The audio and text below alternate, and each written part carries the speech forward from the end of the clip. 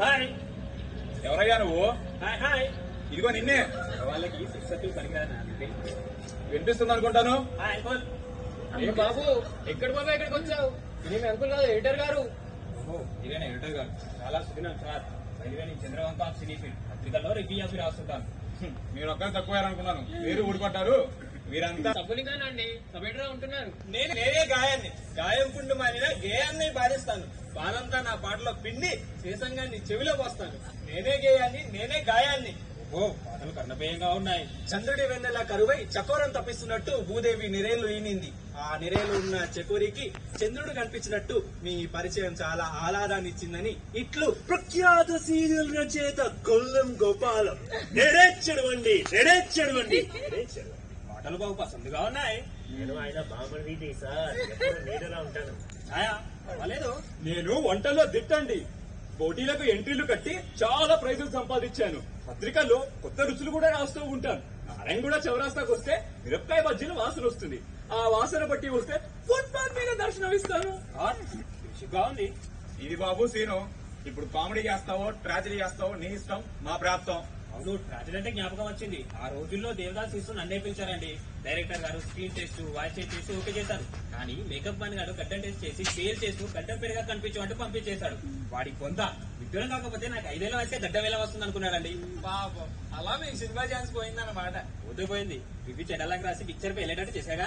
అంటే మీరు 5 ఏళ్ల వయసు ఉన్నప్పటి నుంచే రివ్యూలు రాస్తున్నారన్నమాట. అంటే సినిమా ఫీల్డ్ లో అంతా తెలిసే ఉంటారు. ఎందుకేమండి, ఆ మధ్యలో పూర్ణసీమలో కొబ్బరి గార్డెన్ సినిమా మొదలెడుతూ ఆ ప్రొడ్యూసర్ నన్ను బలవంతాన డైరెక్టర్ తీసుకెళ్లాడు. ఆయన నా తల టేపుతో కొలిసి ఇంకా పెరగాలి, గంగ ఫలమంతా అయిన తర్వాత రమ్మని తోలేశాడు. సినిమాలో వేషం వేయాలంటే తలను కోస్తామంటే తలేమిటి నీ కొలుస్తారు, సైజ్ సరిపోతేనే వేషం. వంట వస్తే అక్కడ ఏమైనా వేషం దొరుకుతుందా సార్? దొరికేం, బట్టల విషయం ఖాయం నాయన. వేషం చిన్నదైనా సినిమా చివరి వరకు అక్కడక్కడ కనిపించవచ్చు. ప్రూఫ్ రీడింగ్ లకి అక్కడ ఏమైనా ఉంటుందా అండి? ఎందుకేమండి, ఉంటుంది. ఎడిటింగ్ శాఖ కూడా ఉంటుంది. పైగా పెద్ద పవర్ఫుల్ పోస్ట్ కూడా. మీకు ఎవడన్నా దండం పెట్టకపోతే పోయొచ్చు. బాబు తమరిలో కూడా పిట్టల దొర వేషం కట్టారా? What non sense. తెలుదరా అదేం కారమండి. ఆహా, మీ మాటలు కొద్దిగా అతిగా ఉంటేను. అతిగా ఉన్నా తీయగా లేవండి. చంద్రుడు అంటే వాడికే మచ్చలున్నాయి. మన చంద్రవంక గారికి ఫీల్డ్ లో అంతా తెలుసు. వారి వెన్నెల నా మీద పడాయి గాని సినిమాల్లో పాటలు రాసి ఓ ఊపు ఓపను. వారి సహాయం నాకుంటే సినిమా బాలేలా నేను వంట బాలే పెడతాను. బాలేటంటే గుర్తొచ్చింది ఎడిటర్ గారు. ఈ సినిమాలు ఈ పథకంలో పోటీ పెట్టదలిచానండి. సినిమా యాక్టర్లు అరచేతులు మాత్రం తీసి అబ్బే, ఇటీవల ప్రజల చేతులకు మోసు తగ్గిందండి. ఇప్పుడు చెవులు, వాటికి ఉన్న ఆభరణాలకు సీజన్. వాటి సంగతి కానియండి. లింగం ఏమిటయ్యా నువ్వు వెళ్తొచ్చే గోళ? బాబు ఏ చెవులు వద్దు, ముక్కులు వద్దు, అంతా కట్టగట్టుకుని తక్షణ ఇక్కడ నుండి వెళ్ళండి. అసలు ఇవేవి తీసుకొని నేను ఎందుకు వేసుకోవాల్సిందే. నా సీరియల్ వరుసగా వేసుకోవాల్సిందే. అవును, వేసుకోవాల్సిందే. నా గేయ గుడికలు పాఠకుల గొంతుల్లో దిగాల్సిందే. పాయసం వచ్చిన వర్దిల్లాలి, వంట వాళ్ళ సంఘం వర్దిల్లాలి. ఇలా మనమంతా సామాజిక స్పృహతో సంఘటితంగా ఉంటే ఈ పత్రికల వల్ల గుర్తుచాచ్చు. ఏమిటయ్యా మీ బోర్డు బెదిరింపు? నా కోపం వచ్చిందంటే మీ రచనలన్నీ భోగి మంటేసి లంకదావును సీన్ ఆడేయగలను. నా ఆదర్శం నాకు ముఖ్యం. అసలు పత్రికలు అంటే ఏమిటో మీకు ఏమైనా అవగాహన ఉందా? అవి రచయితులకి పాఠకులకి పడవలు లాంటివి. అవి నిధినిక్షేపంలో వినోదం, విజ్ఞానం, వినూతత్వాలు మోసుకొస్తే బంగారు పడవలు అవుతాయి. కానీ ఇలాంటి చెత్త రచనలు మోసుకొస్తే కేవలం కాగితం పడవలని మిగిలిపోతాయి. ఆ కాగితం పడవలని కొని చదివే ఓపిక, సహనం ఇంకా పాఠకుల్లో ఉంది కనుకనే మీలాంటి రచయితలు మిమ్మల్ని నమ్ముకున్న నా పత్రిక వాళ్ళు బతుకుతున్నారు. వెళ్ళండి, వెళ్ళి మీ రచనని, మీ సారసతాన్ని పొగ్గుడిలుగా మార్చి వ్యాపారం చేసుకున్న బడ్డీ కొట్టుకు అమ్ముకోండి. పోండి, తక్షణం వెళ్ళండి. హలో, ఎవరండి? సార్ వచ్చారు సార్.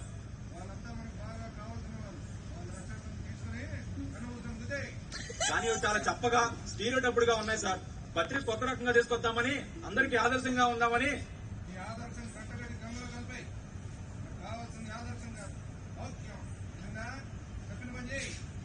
వస్తే ఆ పని చేయను. ఇంకా ఎక్కడ నిలబడున్నారు? వెళ్ళండి. నన్ను కూడా ముందు నువ్వు నడిస్తే నీ వెంట అందరం వస్తారు. నీ చెత్తంతా కూడా తీసుకెళ్ళు. బామర్ది నాయుధం అందుకో. నన్ను నా రచనని చెత్తంటావు ఎడిటర్గా. నువ్వు చావాల్సిందేరా. అయ్యా ఆగు, ఇంకా ఏం చంపుతావు? నీ రచన ఇదివరకు తెచ్చాం. తెచ్చిన వాళ్ళు చంపడం చేతగా అంటాను.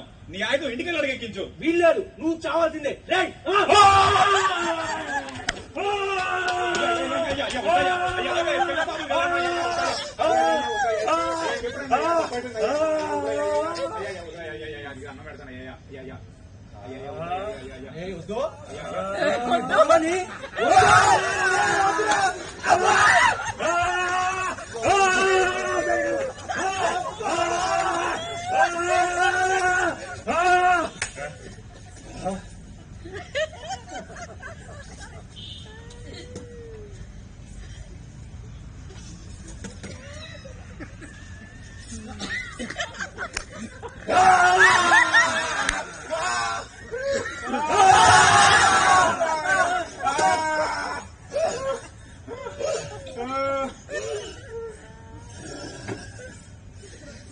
ఇదిగో నేను ఇక నా బాధ మీకు ఉండదయ్యా.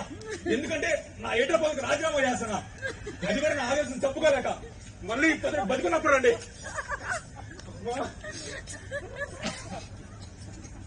మీరేం భయపడకండి, ఆధారండి. మిమ్మల్ని అందరినీ సినిమా రంగానికి పరిచయం చేస్తాను. ఇక్కడ పాఠకులు అయితే అక్కడ ప్రేక్షకులు ఉంటారు, వాళ్ళ పని పెడతాం. రండి, పదండి. కాదండి, ఇంకా నేను ఇక్కడే ఉన్నాను. మా ప్రభుత్వ గారు చెప్పి రచనలో పత్రికలు ఓటు చేస్తాను. మానేని నువ్వు ఎంత మంచివాడివి నా తండ్రి. పొగిడితే ఏమండి, చెవులారా వింటాను. ఒక్కసారి మీరంతా కవి సమ్మేళనంలో కవితను చల్లబడుతున్నటువంటి ఆలోచన వినిపించండి. ఓ దాన్ని ముందు అది బెజవాడ కృష్ణా పర్వలు తొక్కుతూ నడుస్తున్నది. తుడులు తిరుగుతున్న ఆ కృష్ణా నదిలో పొయ్యి వెలిగించి దాని మీద పెనం పెట్టాలి. 2 చెంచాల నూనె చుయ్యమంటూ చుయ్యమంటూ చుయ్యమంటూ చుయ్యమంటూ పాటలు కర్ణపేయంగా ఉన్నాయి. పల్లవి మొదటి లైన్ చూడుగా. వేణు రాధా పాట పాడుతూ తేట్లాడించుకుంటూ బోటు షికారు చేస్తున్నారు. అంతలో పడవ పక్కకి వంచి పెనం మీద బాగా రాయాలి. గరిటతో పిండి తీసుకొని పిండి పిండిగా అది నా వసంతపు పండుగ ఆ పిండినే వానికి అత్తుకునేట్టుగా ఉంటే బాగుంటుంది. పల్లె వింటే గుండె కత్తుకోవాలి కదా. మాటలు క్లైమాక్స్ లో పడవ తిరగబడ్డ వేణు తేట్లు వేసి పడవ పుడకుండా కాపాడాలి. అప్పుడు రాధా భయంతో వేణు చుట్టూ చేతులు వేసి బాగా పామితే బాగా రొట్టె బాగా తయారవుతుంది. బాగా రోస్ట్ చేశాక పసందుగా ఉండి తిమ్మిరెక్కింది. కుటుంబీకి పల్లెలు ఎక్కబెట్టుంటే బావిలో ముక్కలు వదిలేసి సాంబయ్య పోతుంటే కుటుంబస్థల్లో ఉన్న సాంబయ్య వెనక్కి తిరిగి చూడడం వల్ల